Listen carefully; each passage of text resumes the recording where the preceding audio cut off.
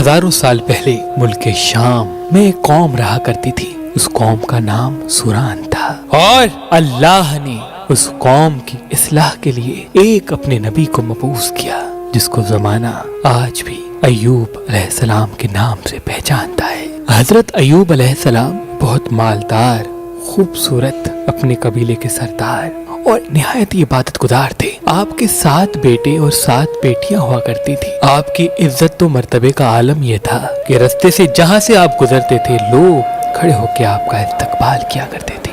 امام علی علیہ السلام نے فرمایا، جب اللہ کسی کو عزیز رکھتا ہے تو اسے صبر سے آزماتا ہے۔ تو بس اللہ نے اپنے بندے ایوب کا امتحان لینا شروع کر دیا۔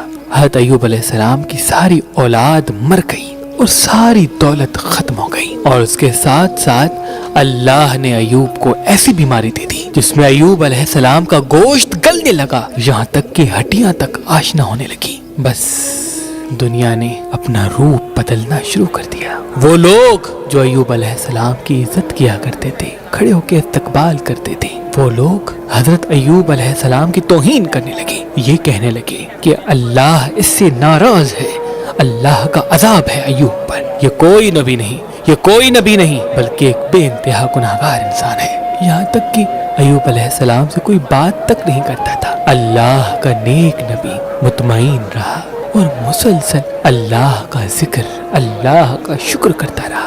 لوگوں نے یہ فیصلہ کیا کہ جو بیماری ایوب کو ہے، ایسا نہ ہو کہ ہمارے بچوں کو ہو جائے، اٹھاؤ ایوب کو، اسے ہمارے محلے میں رہنے کا کوئی حق نہیں۔ بس لاٹھیوں اور کپڑے میں لپیٹ کر ایوب علیہ السلام کو کچرے کے ڈھیر پہ پھینک آتے ہیں۔ بس ایوب علیہ السلام کے ساتھ ان کی بیوی اور ایوب مطمئن رہ کر اللہ کا ذکر کرتے ہیں، شکر کرتے ہیں۔ جب کھانے کے لیے کچھ نہ بچا تو ایوب علیہ السلام کی زوجہ لوگوں کے گھروں میں جا کر کام کیا کرتی تھی، وہ جو تھوڑی سی اجرت ملتی تھی اس میں سے حضرت ایوب علیہ السلام کا علاج کراتی تھی۔ لیکن ایوب علیہ السلام اللہ کے ذکر و شکر میں مصروف رہے۔ تاریخ میں لکھا 12 ماہ یا 18 ماہ مسلسل ایوب علیہ السلام کی بیماری بڑھتی رہی۔ ایک دن آپ کی زوجہ نے کہا، اے اللہ کے نبی، آپ اللہ سے دعا کیوں نہیں کرتے کہ اللہ آپ کو شفا عطا کرے؟ حضرت ایوب نے مسکرا کے کہا، مجھے یہ بتاؤ ہم نے خوشحالی میں کتنے برس گزارے؟ ان کی بیوی نے کہا کہ تقریباً 80 سال۔ تو آپ رونے لگے اور کہا، 80 سال تک خوشحال رہے تو خوش تھے، ابھی 1 سال سے اللہ نے امتحان لیا تو میں ہمت کو ختم کر دوں؟ جب تک اللہ اپنے بندے کو آزمانا چاہے میں امتحان دوں گا۔ یہاں تک کہ حضرت ایوب علیہ السلام کے جو جسم پہ زخم ہوا کرتے تھے اس میں کیڑے پڑ گئے۔ اگر کوئی کیڑا گر جاتا تھا، ایوب علیہ السلام اس کو اٹھا کے اپنے جسم پہ رکھ دیتے تھے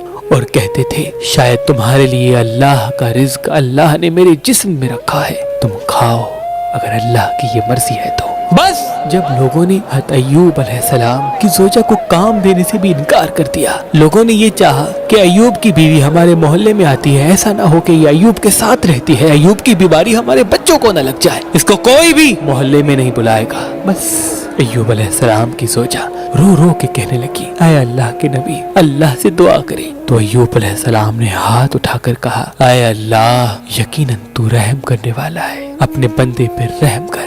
بس یہ کہنا تھا تو آواز غائب آئی، ایوب اپنا پاؤں زمین پہ مارو، وہاں سے چشمہ نکلے گا، اس سے نہاؤ۔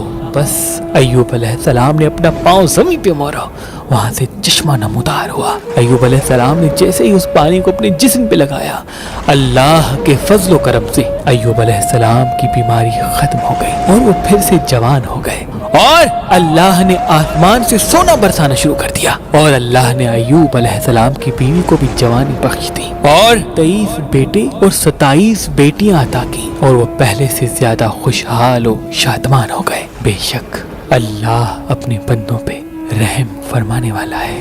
اللہ کے محبوب حضرت محمد مصطفیٰ صلی اللہ علیہ وآلہ وسلم نے فرمایا، زندگی میں جب بھی امتحان آئے تو ایوب علیہ السلام کے امتحانات کو یاد کرنا، اور یہ یقین رکھنا کہ زندگی کا اصل نام امتحان ہے۔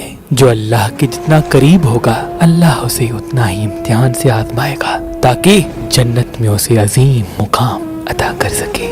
بے شک وہ عدل فرمانے والا ہے، وہ عدل فرمانے والا ہے۔ کتنا کریم ہے وہ اللہ جس نے انسان کو دماغ جیسی عظیم نعمت عطا کی، لیکن افسوس کچھ گناہوں کی وجہ سے اور کن عادتوں کی وجہ سے انسان اپنے دماغ کی طاقت سے محروم ہونے لگتا ہے اور اپنے آپ میں ہی الجھ جاتا ہے، اور وہ انسان کی پہچان نہیں کر پاتا۔ کاروبار کے وقت یا شادی کے وقت صحیح انسان کا انتخاب نہیں کر پاتا۔ تبھی اللہ نے اس زمین پہ کچھ نعمتیں ایسی بھی پیدا کی جن سے انسان اپنی دماغ کی طاقت کو اپنا سکتا ہے، کسی بھی انسان کا اصل روپ ایک جھلک میں دیکھ سکتا ہے، اور ان عظیم نعمتوں میں سے ایک نعمت نیلم پتھر ہے۔